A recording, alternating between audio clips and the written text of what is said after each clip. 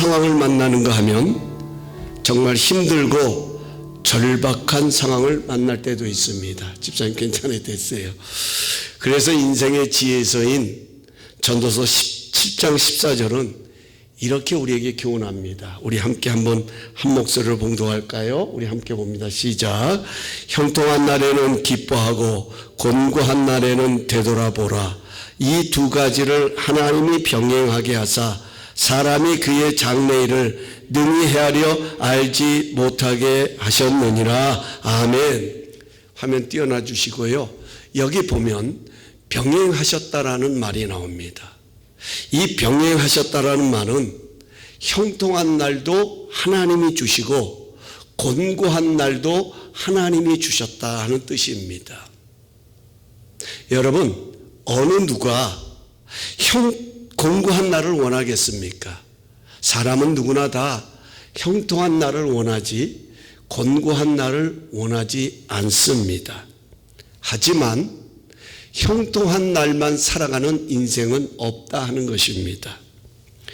곤고한 날을 통해서 깨달을 것을 깨닫고 더욱 온전하게 하는 것이 하나님의 뜻이기에 형통한 날에는 기뻐하고 곤고한 날에는 되돌아보라고 교훈하고 있습니다. 이것이 이 세상을 살아가는 지혜라고 성경은 우리에게 들려주고 있습니다. 오늘 본문에 보면 10명의 나병 환자가 등장합니다. 이들의 상황은 육체적으로나 성적으로나 불리하고 열악했습니다. 하지만 이들에게는 상황을 뛰어넘는 믿음이 있었다 하는 것입니다. 이 나병 환자들을 묵상하다 보면 발견할 수 있는 것은 이들은 지금 상황을 뛰어넘고 있는 그들의 믿음을 발견할 수 있다 하는 것입니다. 이 믿음으로 곤고한 날이 형통한 날로 바뀌는 축복을 이들은 만들어가고 있다 하는 것입니다. 오늘 우리 함께 이 10명의 믿음을 나누면서 이들이 어떻게 상황을 넘어섰는지 함께 생각해 보려고 합니다. 첫 번째로 이들에게는 상황을 뛰어넘어 기도하는 믿음이 있었다 하는 것입니다. 상황을 뛰어넘어 기도하는 믿음이 있었다. 예수님께서는 예루살렘으로 가시는 길에 사마리아와 갈릴리 사이로 지나가시다가 한 마을에 들어가셨습니다. 그리고 거기서 나병 환자 10명을 만나게 됩니다. 나병 환자들이 예수님이 자신들이 거하고 있는 그 마을에 들어오시는 것을 보고 오늘 성경에 가서 보면 멀리 서서 소리를 높여 외쳤다 이렇게 기록하고 있습니다. 여러분, 왜 멀리 서서 소리를 외쳤을까요? 예수님이 지금 가까이 들어오셨습니다. 그러면 우리 같으면 당연히 그 예수님에게 더 가까이 가서 더 근접하는 것이 당연할 것입니다. 그렇게 하면 힘들게 소리를 지를 필요도 없습니다. 더 가까이서 예수님을 만나면 더 충분하게 더 정확하게 나의 바람을 간구할 수도 있을 것입니다. 그런데 이들은 멀리 서서 외쳤다라고 성경은 기록합니다. 왜 그랬을까요? 이들에게는 그렇게 할 수 없는 아픔이 있었다 하는 거예요. 예수님이 지금 자신들이 거하는 마을에 들어오셨지만 예수님이 내 삶 가운데 찾아오셨지만 그럼에도 불구하고 그 예수님께 가까이 갈 수 없는 상황이 이들에게 주어졌었다 하는 것입니다. 그것은 나병이라는 질병 때문에 누구에게도 가까이 갈 수 없는, 사랑하는 가족들은 물론이고 친구, 지인들, 사회생활로부터 격리되어야 하는 아픔이 있었다 하는 것입니다. 지금은 의술이 많이 발달하고 좋아졌기 때문에 이 나병, 한센병이라고 그러죠. 더 쉬운 말로 옛날에는 문둥병이라고 그랬어요. 지금은 의술이 많이 좋아졌기 때문에 이런 문둥병들은 넉넉히 고칩니다. 아니, 요즘은 이런 병들이 별로 없습니다. 하지만 이 성경에 기록될 당시는 이 나병은 전염성이 강한 그런 병이었기 때문에 불길한 병으로 취급을 받았습니다. 부정한 병으로. 만약에 나병에 걸린 사람이 자신을 격리하지 않냐고 일반인들과 접촉하게 되면 돌에 맞아 죽임을 당하는 그런 무서운 제도가 있었다 하는 것입니다.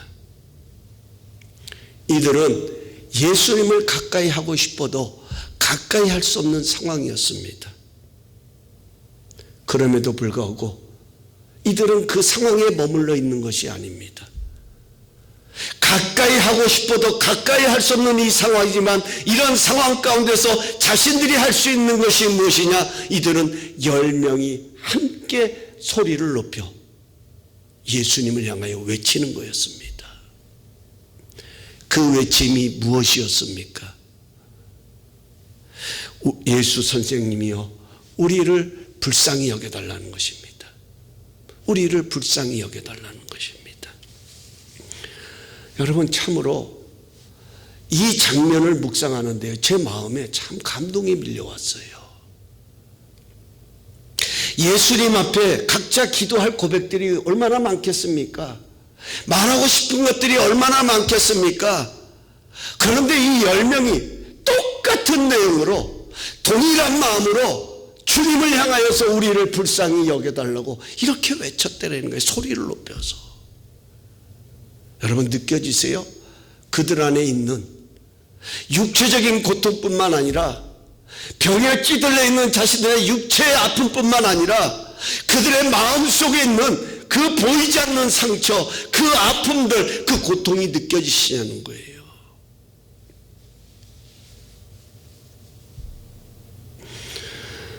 지금 이들은 자신들의 몸은 비록 병들었고 마음은 상처와 공통으로 얼룩져 있지만 이런 우리에게 필요한 것이 있다면 예수님의 불쌍히 여겨주심의 은혜다 하는 거예요. 불쌍히 여겨주심의 은혜.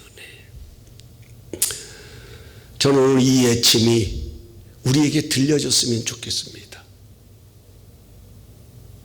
오늘 이 10명의 나병 환자가 예수님을 향하여서 외쳤던 이 외침이 우리의 심령에도 들렸으면 좋겠어요. 주여, 우리를 불쌍히 여겨 주옵소서. 저는 우리 하나님께서 우리 다감사교회를 불쌍히 여겨 주실 것을 기도하고 있습니다. 불쌍히 여겨 주실 것을. 저는 저 자신을 위해 기도할 때마다, 매일 아침에 기도할 때마다 빼놓지 않는 기도가 나를 불쌍히 여겨달라는 것입니다. 나를 불쌍히 여겨주세요.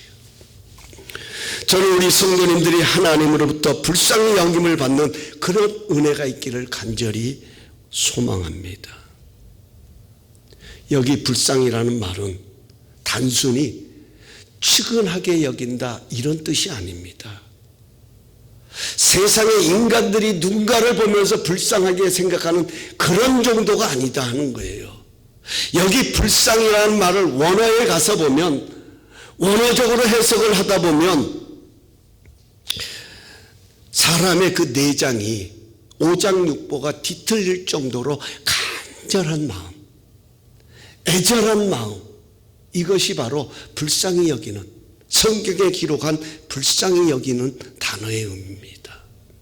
다시 말하면 그 사람을 돕지 않고는 견딜 수 없는 마음, 그가 당하고 있는 고통과 아픔과 슬픔 속에 함께하지 않고는 도무지 견딜 수 없는 그런 강렬한 마음, 이게 바로 불쌍히 여긴다 하는 뜻입니다. 우리 하나님은요, 긍휼에 풍성하신 하나님이세요. 긍휼에 풍성하신 하나님. 그래서 성경에 가서 보면 우리 예수님께서는 나사로의 무덤 앞에서 통곡하는 무리를 보시고 민망히 여기셨다, 이렇게 기록하고 있습니다. 여기 민망히 여기셨다라는 말이 불쌍히 여기셨다는 거예요. 사랑하는 친구, 나사로의 죽음 앞에서 슬퍼하며 통곡하고 있는 그들의 모습을 바라본 예수님의 심정은 정말 불쌍했다는 겁니다.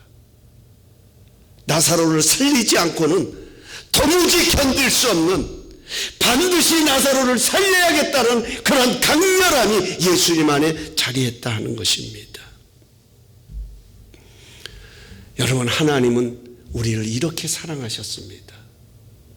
하나님이 세상을 이처럼 사랑하셨다라는 이 말씀의 표현 속에는 하나님이 이 세상을 불쌍히 여기셨다는 거예요. 멸망을 향하여 가는 세상, 정말 하나님을 피할 수 없는 심판의 멸망의 자리를 향하여 달려가는 이 세상을 바라보시는 하나님의 심정은 정말 불쌍히 여기는 심정이었습니다.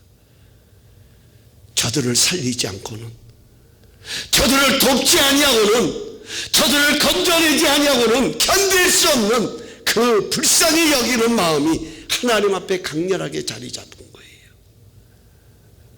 그래서 하나님은 이 불쌍한 인생들을 하나님은 건져내시기 위해서 친히 하늘의 영광을 내려놓으시고 인간의 몸을 입으시고 이 세상 가운데 오신 것입니다.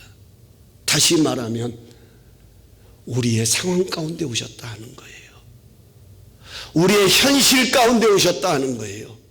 내가 살아가는 삶의 현장 속에 하나님은 오셨다 하는 것입니다. 우리를 불쌍히 여겨달라는 것은 이 아픔과 고통 속에 주님이 함께 해달라는 것입니다. 주님을 가까이 하고 싶어도 할 수 없는 이 상황을 바꾸시는 능력이 주님에게 있음을 믿기에 우리를 불쌍히 여겨달라고 외치며 기도하는 것입니다. 이것이 바로 상황을 뛰어넘어 기도하는 믿음이다 하는 것입니다.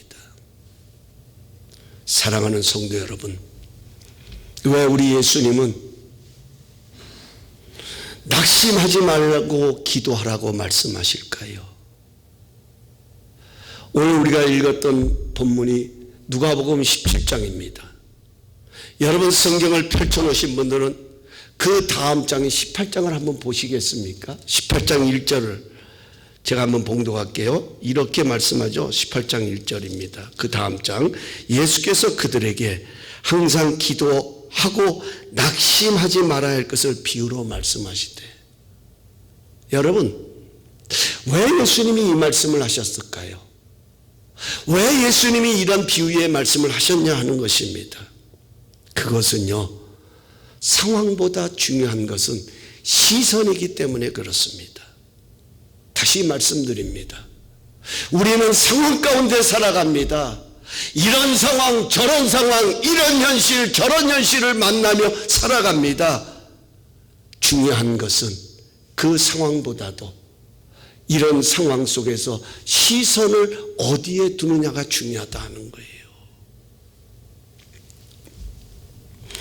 만약 이 10명의 나병 환자들이 자신들의 상황을 주목하고 있었다고 하면 아무리 예수님이 그 마을을 찾아가셨어도 이들은 상황에 매여 살아갔을 것입니다.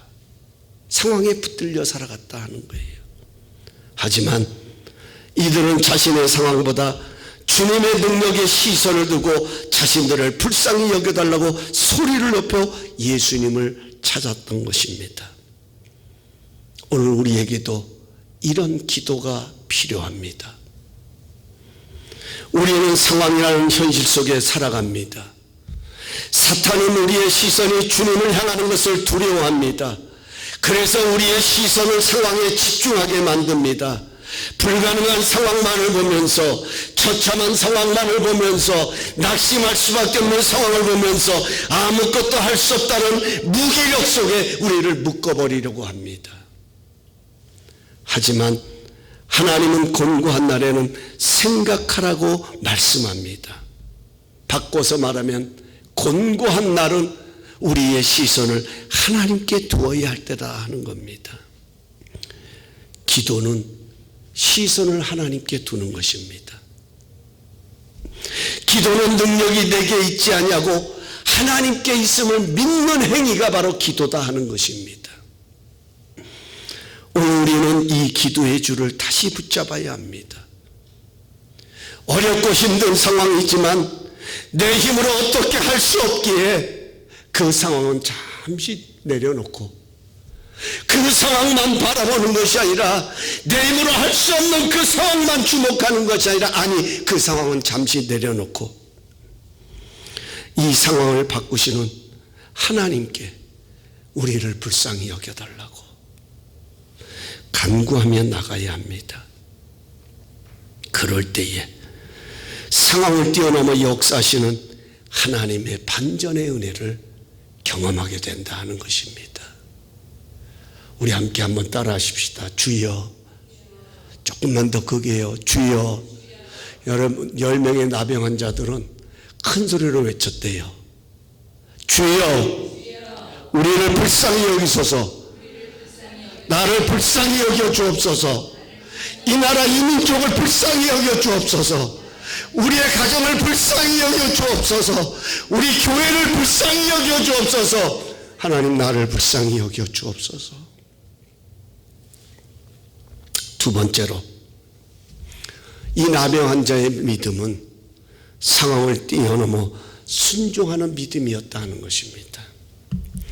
여러분 14절을 한번 보시겠습니까? 이렇게 기록되어 있습니다. 보시고 이르시되 가서 제사장들에게 너희 몸을 보이라 하셨더니 그들이 가다가 깨끗함을 받은지라. 여기 중요한 것은 가다가예요. 가다가. 여러분 예수님께서는 우리를 불쌍히 여겨주세요 라고 외치는 이 나병 환자들에게 내가 원하노니 깨끗함을 받으라 이렇게 말씀하신 것이 아닙니다. 너희 몸을 가서 제사장에게 보여라.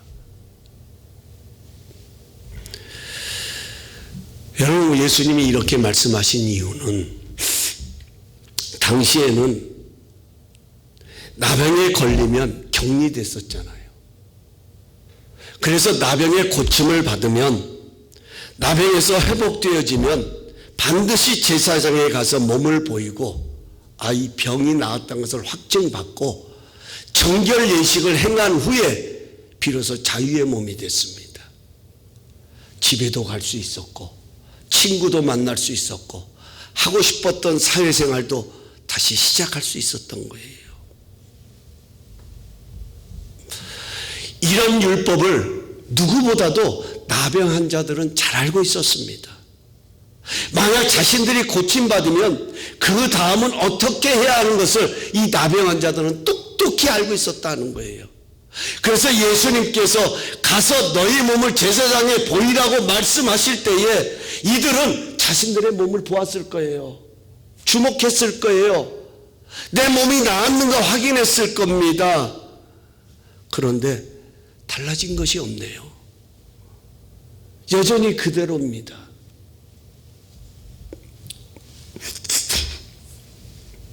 그래서 서로에게 물었을 것입니다. 너는 나았니? 아무개야 너는 나았니? 아니, 난 그대로인데. 그래서 또 물었을 것입니다. 너는 어떠니? 나도 그대로인데. 그 옆에 사람이 또 물었습니다. 그럼 너는 어떠니? 나도 그대로인데? 달라진 것이 없는데? 여러분 어떨 것 같습니까? 고민이 생겼을 것입니다. 충분히 갈등이 생길 겁니다. 이게 도대체 무슨 상황인가? 이런 의심이 자리할 수도 있을 것입니다. 왜냐하면 지금 눈에 보이는 이 상태로 가면, 이 상태로 제사장에게 간다고 하면 분명히 책망이 아니라 무서운 형벌을 받을 수도 있기 때문입니다. 그런데 놀라운 것은 이들은 예수님이 말씀하신 대로 제사장을 향해 갔습니다. 여러분 어떻게 이것이 가능했을까요? 저는 이게 궁금했어요. 어떻게 이것이 가능할까? 상황이라고 하는 현실 속에 살아가는 우리 인생들에게 어떻게 이런 것들이 가능할까? 궁금했습니다. 어떻게 우리가 이 상황을 넘어 순종할 수 있을까? 그것은 딱 하나인 것 같아요. 자신들의 상황보다는 주님의 말씀을 더 존중하고 의지했기 때문이다 하는 것입니다. 여러분, 주님의 말씀을 의지하는 게 순종이걸랑요. 근데 여러분, 주님의 말씀을 의지하는 게 왜 중요할까요? 하나님의 말씀은 하나님의 마음을 담고 있는 책입니다. 하나님의 생각을 담고 있는 것입니다. 우리에게 가장 중요한 것이 있다고 하면 지금 내가 만난 이 상황, 내가 처하고 있는 이 현실을 향한 하나님의 생각, 하나님의 마음은 무엇일까 하는 것 아니겠습니까? 그렇지 않으세요?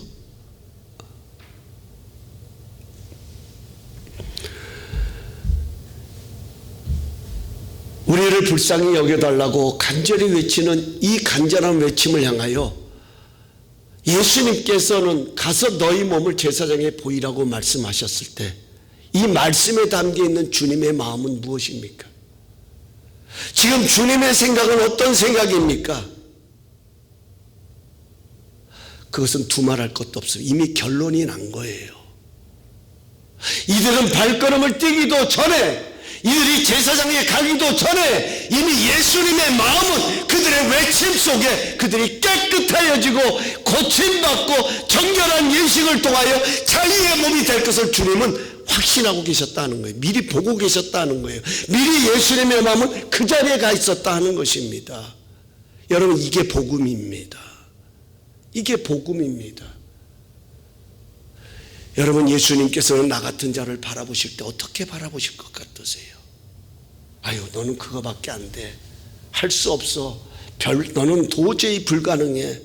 너는 그대로 살다가 내가 부르면 와라. 주님 그렇게 말씀하지 않으세요. 분명하게 말씀합니다. 보라, 이전 것은 지나갔으니 새 것이 되었도다. 예수님은요, 날마다 우리를 바라보실 때에 우리가 변화되어가는 그런 존재로 우리를 바라보고 계신다는 거예요.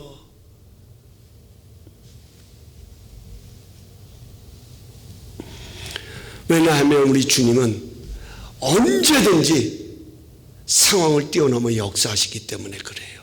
상황을 뛰어넘어 역사하세요. 여러분, 성경에 가서 보면 하나님의 역사가 일어나는 그 현장을 한번 보세요. 그 상황을 한번 보세요. 언제 하나님께서 그 상황에 맞추어서 역사를 이루신 적이 없습니다. 하나님의 기적은 반드시 상황을 뛰어넘어서 역사하신다 하는 거예요. 그래서 우리의 믿음도 상황을 뛰어넘을 수 있는 믿음을 하나님이 허락하시는 거예요.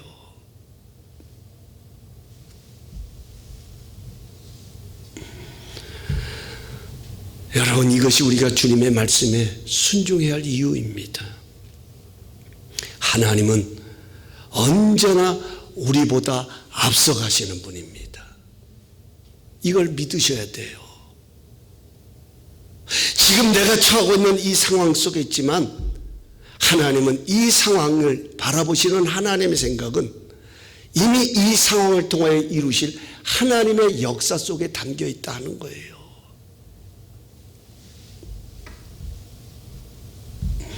그래서 여러분과 저는 그 하나님이 내시는 길을 걷는 하나님의 백성인 거예요. 우리는 세상 길을 걸어가는 사람들이 아니에요. 우리는 이 땅에 발을 붙이고 세상이라고 하는 이 상황 속에 살아가지만, 그러나 우리는 다른 것이 있다면 이 세상이라는 상황 속에서도 하나님이 내시는, 이 세상 가운데 내시는 하나님의 길을 걸어가는 것이 바로 여러분과 저의 모습인 줄로 믿습니다.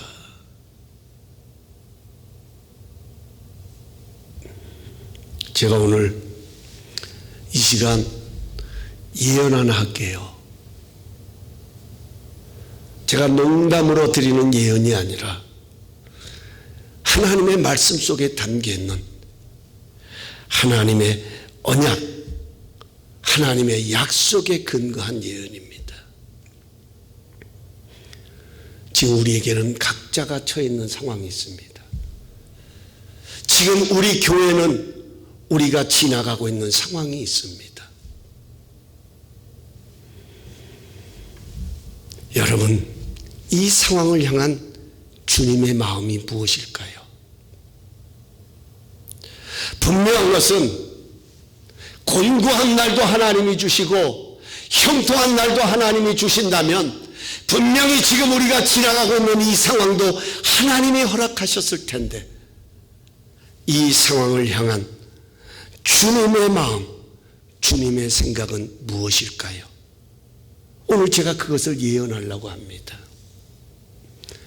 그 주님의 마음, 주님의 생각은 재앙이 아니라 평안입니다. 평안은 하나님과 관계 속에서 비롯되는 것입니다. 뭔가 내가 원하는 것을 가져서 평안이 아니라 아니요 손에 잡힌 것 없고 무화과나무에 소출이 없고 외양간에 소가 없고 없어도 하나님과의 관계를 통하여 그분이 주시는 평안이 내 안에 있는 거예요. 평안은 하나님과의 관계에서 비롯되는 거예요.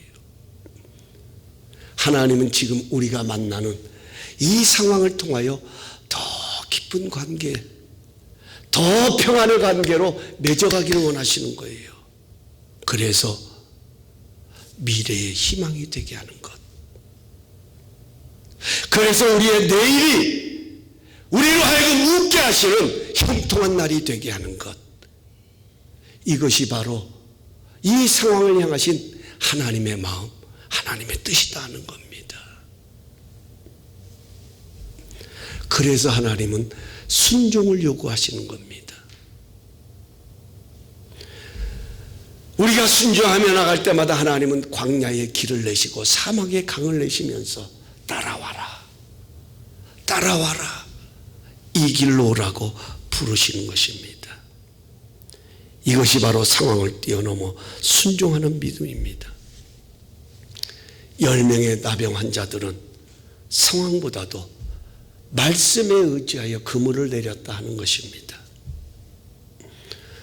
참으로 놀라운 것은 가는 도중에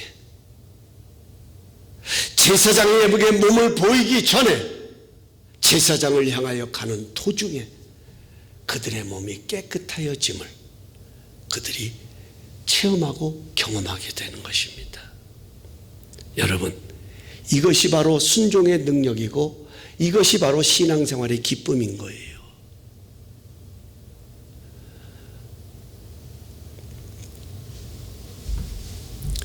순종하다 보면 비록 내 상황은 이렇지만 주의 말씀에 의지하다 보면 깨끗해지고 변화되어가는 모습을 발견하는 것, 깨닫게 되는 것, 이게 바로 순종의 능력입니다. 지난주 제가 어떤 목사님의 설교를 듣는데요, 그 목사님이 설교하시면서 그 설교 중에 자기 교회에 대단한 믿음을 가진 분을 소개하겠다고 합니다. 그러니까 제가 설교 듣다고 갑자기 관심이 가는 거예요. 얼마나 대단한 믿음인가. 그랬더니 이 목사님이 하시는 것이 이분은 순종은 하지도 않으면서 기적은 믿는데요. 여러분, 참 우스갯소리 같지만 무엇인가 우리에게 찔림을 주는 그런 유머스러운 이야기입니다. 순종은 하지 않으면서 기적은 믿는데요.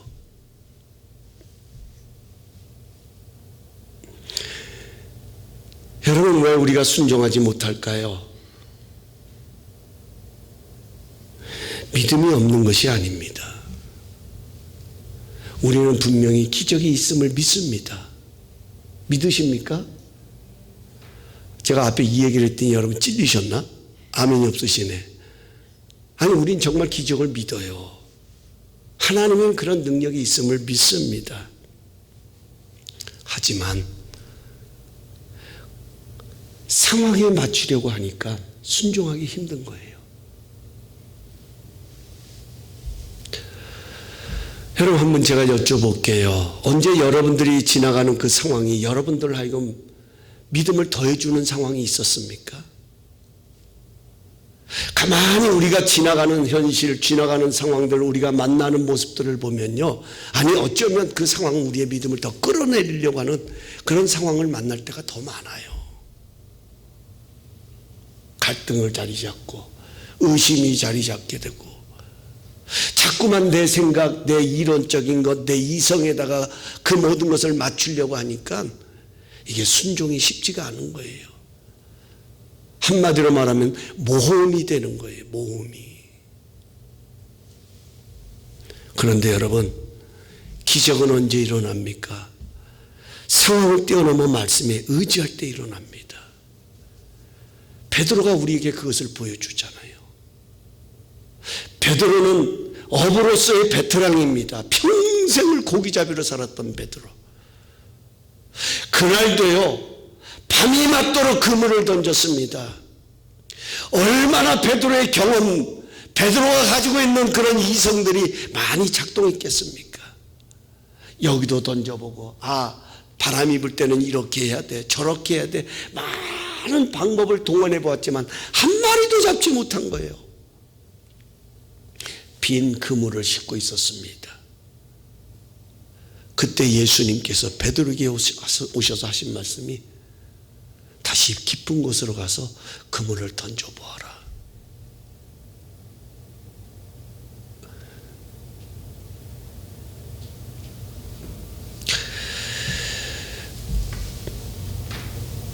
베드로는요, 이렇게 고백합니다. 내가 밤이 맞도록 수고했지만, 그래서 얻은 것은 하나도 없지만 내가 주의 말씀에 의지하여 그물을 내리이다.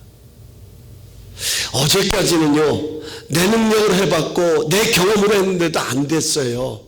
하지만 이제는 주님의 능력, 주님의 말씀에 의지해서 내가 그물을 내리겠습니다. 그러자 우리가 아는 것처럼 그물이 찢어지도록 고기를 잡았습니다.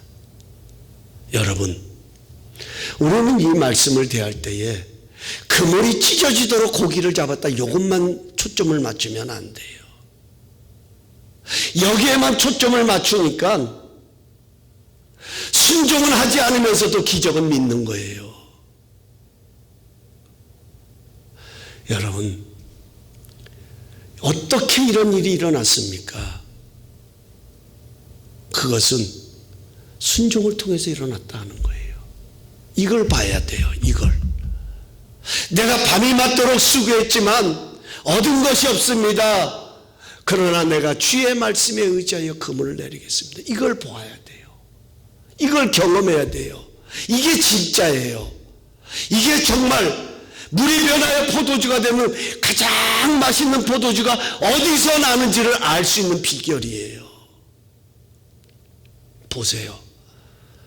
그 잡은 물고기가, 예수님의 말씀에 의지해 잡은 물고기가 평소에 베드로가 잡은 물고기와 달랐을까요?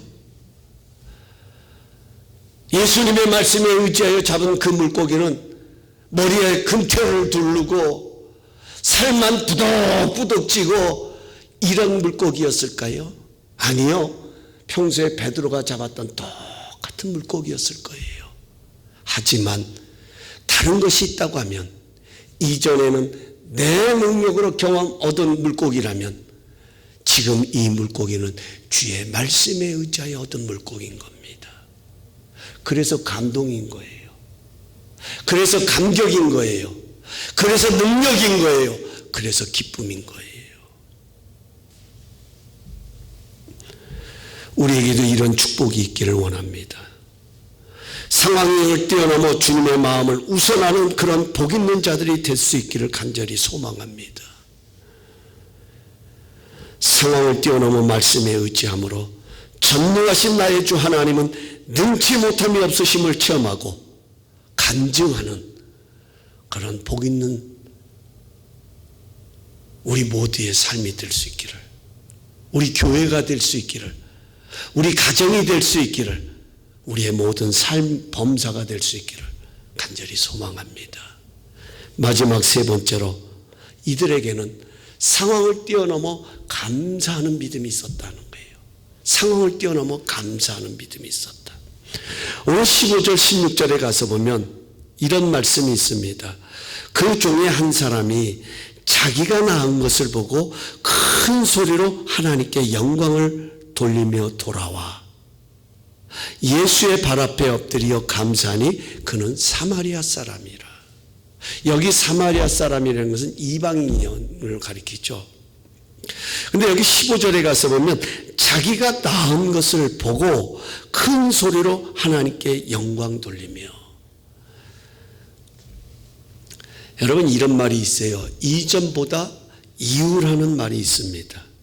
After than before. 이전보다 이후. 다시 말하면 예수를 만난 것보다 예수를 만난 그 이유가 더 중요하다. 이후가 더 중요하다. 애프터가 더 중요하다는 거예요. 애프터가. 은혜를 받는 것보다 은혜를 받은 그 이유가 더 소중하다는 겁니다. 내가 목사가 되고, 내가 장로가 되고, 내가 집사가 되고, 내가 성도가 된 것보다 목사가 된 그 다음이 더 중요한 거예요. 상황보다 중요한 것은 그 상황 이후입니다. 이방 사람은 자기의 몸이 나은 것을 보고 또 여기 가서 보면 큰 소리로 하나님께 영광 돌렸대요. 여러분, 아마 그랬을 것 같아요. 우리 식으로 말하면 할렐루야 그랬을 것 같아요. 아니요? 그 정도겠어요? 평생의 내 삶의 짐이었고 고통이었고 아픔이었던 이 나병이 깨끗해졌는데 그저 이 정도로 두 손 들고 할렐루야 했겠습니까? 춤을 추면서 덩실덩실 하나님을 향하여 온 소리를 높였을 거예요. 그리고 예수님께 나와 발 앞에 엎드려 감사했다. 사랑하는 성도 여러분, 감사는요 하나님께 영광을 돌리는 거예요. 감사는 주님께 엎드리는 것입니다. 여기 엎드렸다는 것은 경배했다라는 거예요. 주님을 높였다라는 거예요.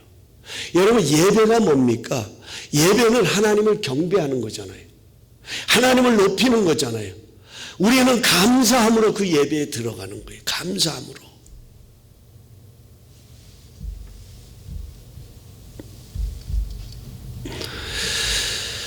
우리가 범사에 감사해야 되는 것은, 감사는 주님을 경배하는 것입니다.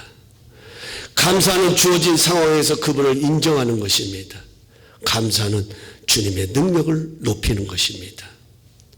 그러기에 감사는 또 다른 감사를 불러오는 능력이 있다는 겁니다. 감사해 보면요, 또 다른 감사거리가 우리 가운데 찾아와요. 참 신기해요. 불평하면 할수록 불평거리가 보입니다. 그런데 감사하면 감사할수록 상황은 힘들고 어려워도 또 다른 감사거리가 보입니다. 모든 것이 감사로 해석되어집니다. 그 연약함 속에서도 하나님의 능력이 보여지기 시작합니다. 이 열악한 상황을 통해서 그분이 이루실 일들이 믿음으로 자리 잡게 되는 것을 보게 됩니다. 그래서 골로새서 3장 15절은 너희는 감사하는 자가 되라고 권면하고 있습니다. 감사로 상황을 뛰어넘었던 이 한 사람, 바로 이 한 사람이 여러분과 저가 될 수 있기를 간절히 소망합니다. 이제 말씀을 맺겠습니다. 상황을 뛰어넘는 믿음을 보시고 주님께서 하신 말씀이 있었습니다. 마지막에 뭐라고 말씀하시냐면, 가라, 내 믿음이 너를 구원하였도다. 다시 말씀드립니다. 너의 믿음이 너를 구원했다. 이들이 고침받은 것, 이들이 자유의 몸이 된 것, 이들이 모든 것은, 누리는 이 모든 기쁨은 분명히 주님이 이루신 주님의 능력입니다. 그런데 주님께서는 너의 믿음이 너를 구원했다. 여기 구원이란 말은 건져내다, 살려내다, 구조하다라는 뜻입니다. 예수님은 우리를 죄에서 건져내시고 살려내시고 구조하시기 위해서 우리 가운데 오셨어요. 그래서 예수님은 누가복음에 나는 인자가 온 것은 잃어버린 자를 찾아 구원하려 하십니다. 이렇게 말씀하셨어요. 내 믿음이 너를 구원하였다는 것은 나의 믿음이 나를 건진다 하는 거예요. 이 상황에서 나를 건져낼 수 있는 것은 나의 믿음이다 하는 거예요. 나의 믿음. 왜냐하면 상황을 뛰어넘어 역사하시는 주님의 능력은 믿음을 통해서 나타나기 때문에 그렇다는 겁니다. 상황을 뛰어넘어 기도하는 믿음, 상황을 뛰어넘어 순종하는 믿음, 상황을 뛰어넘어 감사하는 믿음으로 온전한 구원을 이루어 가시는 우리 모두가 될 수 있기를 예수님의 이름으로 축복합니다. 우리 다 함께 그 자리에 일어나셔서 아무것도 두려워 말라. 주 나의 하나님이 지켜주시네. 우리 찬양 드리고 주신 말씀 붙들고 합심하여 한번 기도하는 시간 갖겠습니다.